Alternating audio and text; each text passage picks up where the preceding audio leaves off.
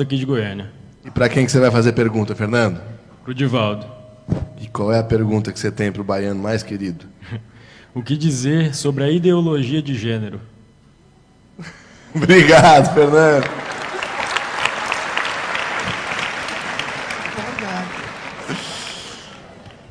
Pinga fogo, Di. Eu diria em frase muito breve que é um momento de alucinação psicológica da sociedade.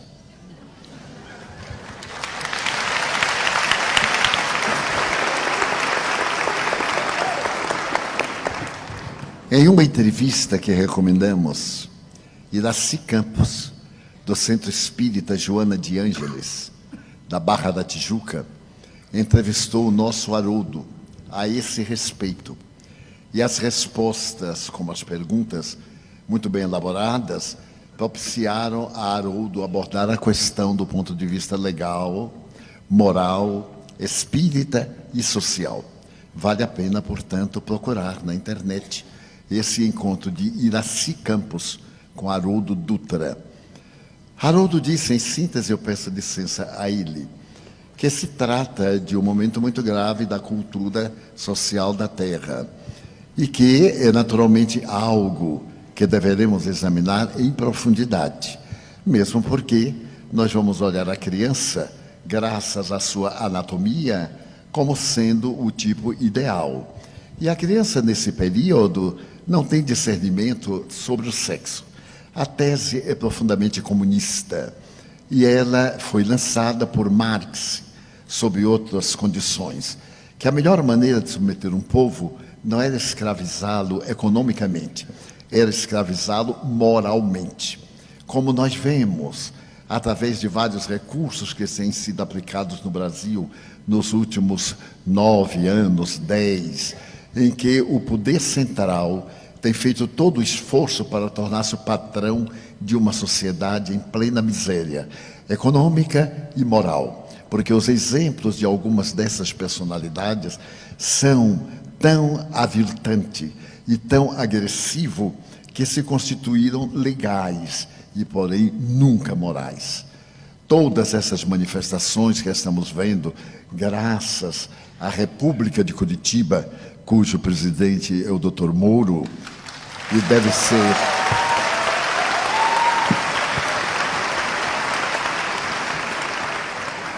o desnudar da hipocrisia e da criminalidade.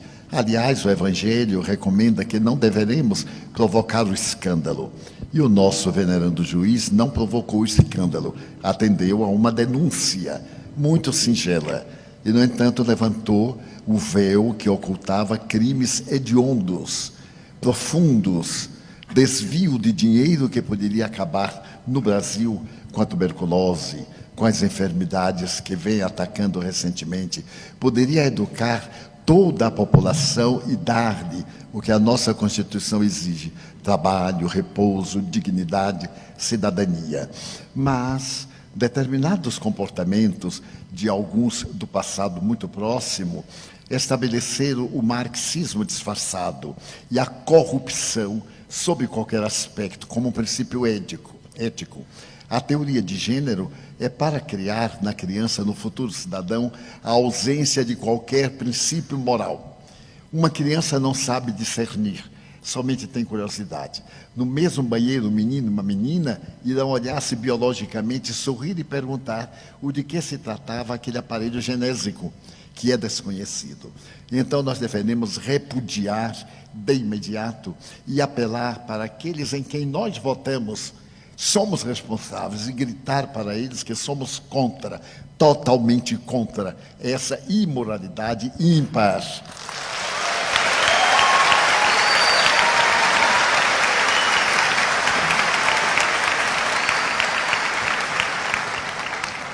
Vão me perdoar uma blasfêmia agora para adultos.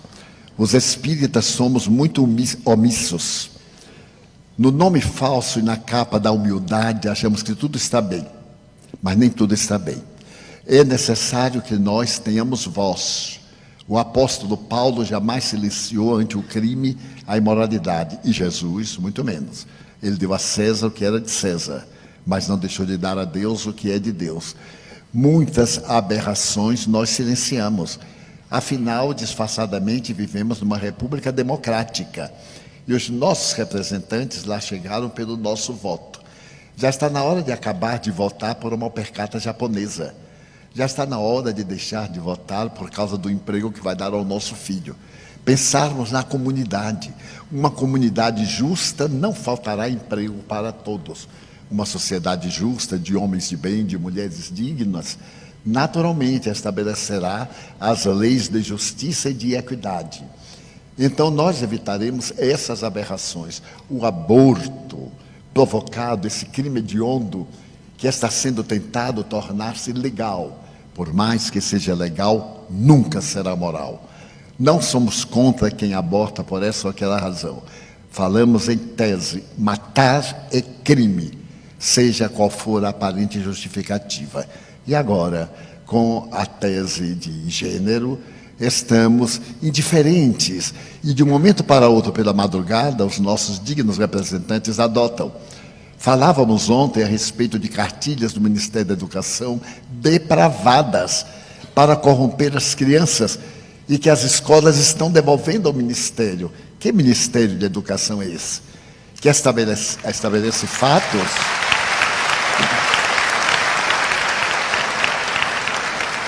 de uma indignidade muito grande. Os pais devem vigiar os livros dos seus filhos e, naturalmente, recusarem. Nós temos o direito de recusar. Nós temos o dever de recusar. Victor Hugo já nos falava há mais de 150 anos, um grande pecado é a omissão. E Kardec nos falou que não era nobre apenas não fazer o mal, porque não fazer o bem é um crime muito grande.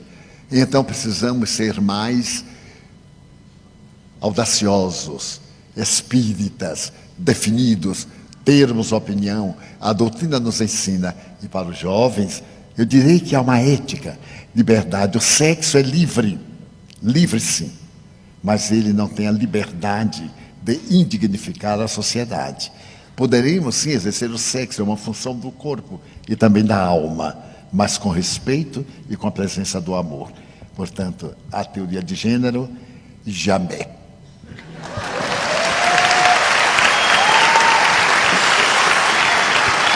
Muito bem.